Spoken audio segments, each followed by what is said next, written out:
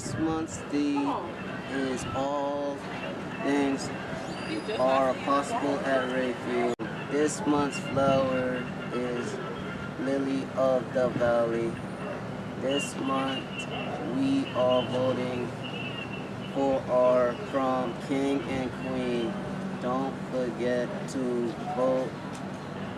Also this week we are celebrating our All Things Are Possible at Rayfield Dance.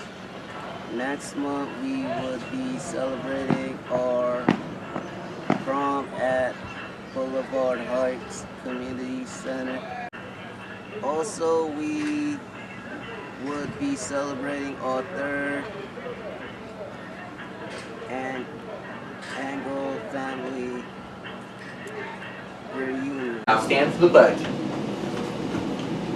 I pledge allegiance to the flag of the United States of America and to the republic for which it stands, one nation, under God, indivisible, with liberty and justice for all.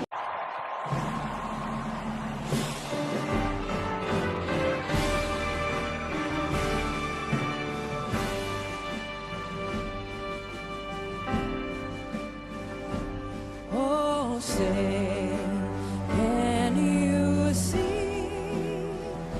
by the dawn's early light what so proudly we hailed at the twilight's last gleaming, whose broad stripes and bright stars through the perilous fight, o'er the ramparts we marched, were so gallantly streaming, and the rockets red glare, the bombs bursting in air, gave proof through the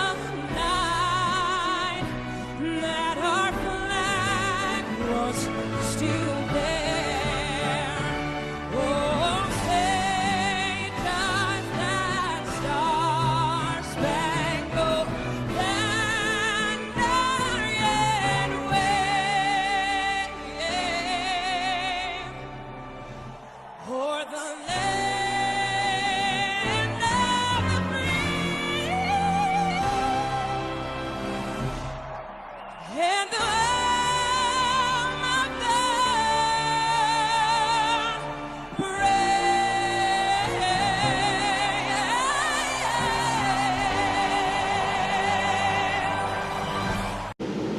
Please pray with me as we go to God in prayer.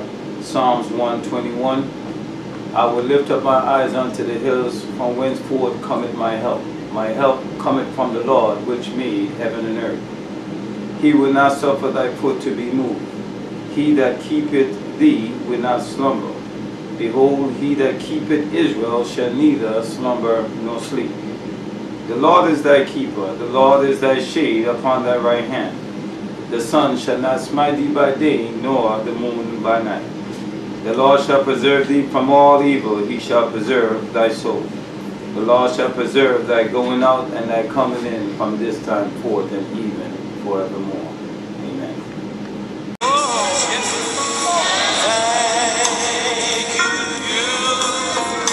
Thank you, Lord. I just want to thank you, Lord. Somebody tell him thank you, thank you, Lord. Oh, come on.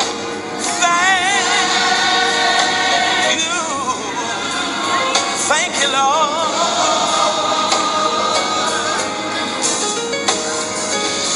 Thank you. Thank you, Lord. Oh,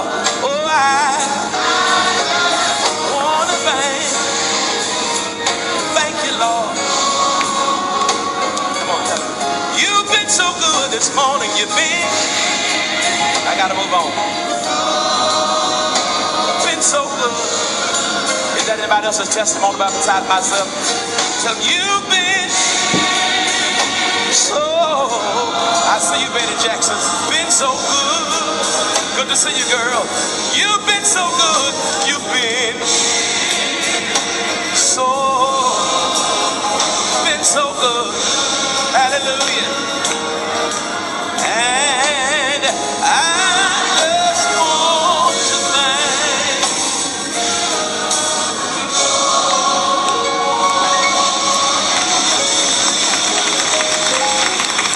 thank. We are still learning our Bill of Rights.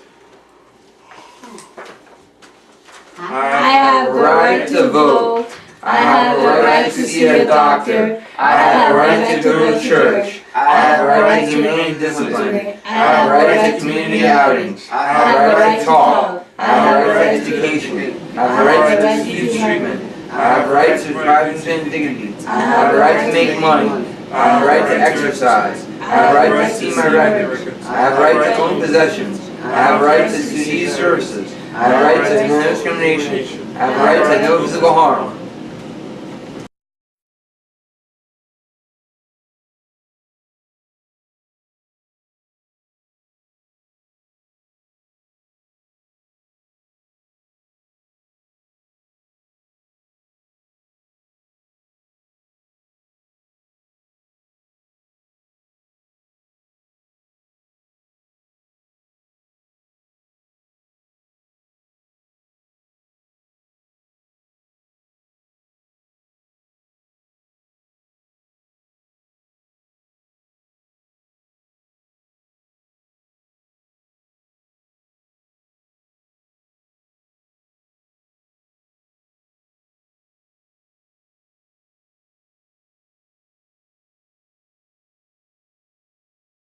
Hello, I'm Perez Hilton.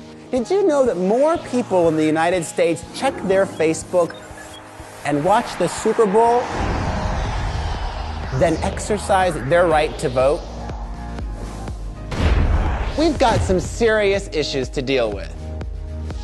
So how come so many of us don't even bother to vote? Is it because we don't care? Or maybe it's because we don't know our history.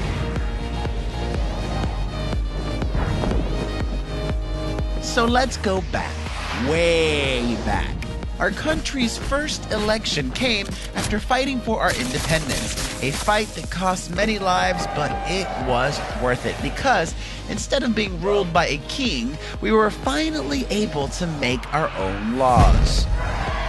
But not everybody was allowed to participate. You see, back then, you had to own property, be white, and a man in order to actually vote. Now, things continued that way for about 80 years, until after the Civil War, when slavery was abolished and all men were given the right to vote. Now hold up a minute. Just because we had the right to vote didn't mean we could use it. See, all these new voters wanted to participate, which threatened the people in power and their ability to stay in power. So they tried to stop us with violence and shady new requirements like literacy tests and poll taxes. We had to fight for nearly 100 years before the Voting Rights Act passed, which finally outlawed these dirty tricks. And you weren't the only ones that had to fight for your right to vote.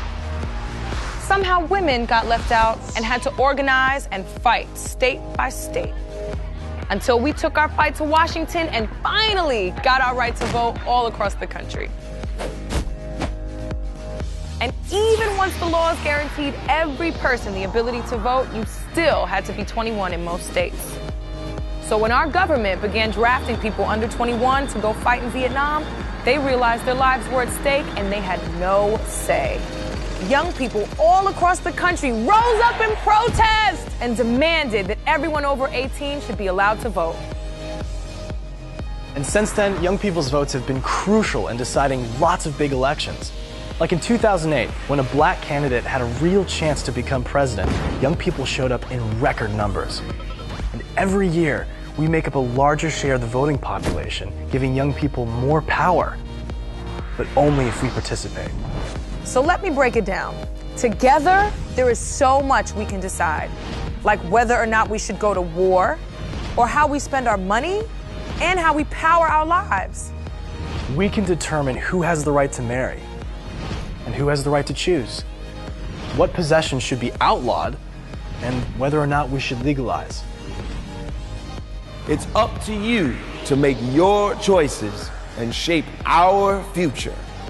If we sit on the sidelines, then others will make it work for them instead of us. So let's make our voices heard. So what would it take for you to vote?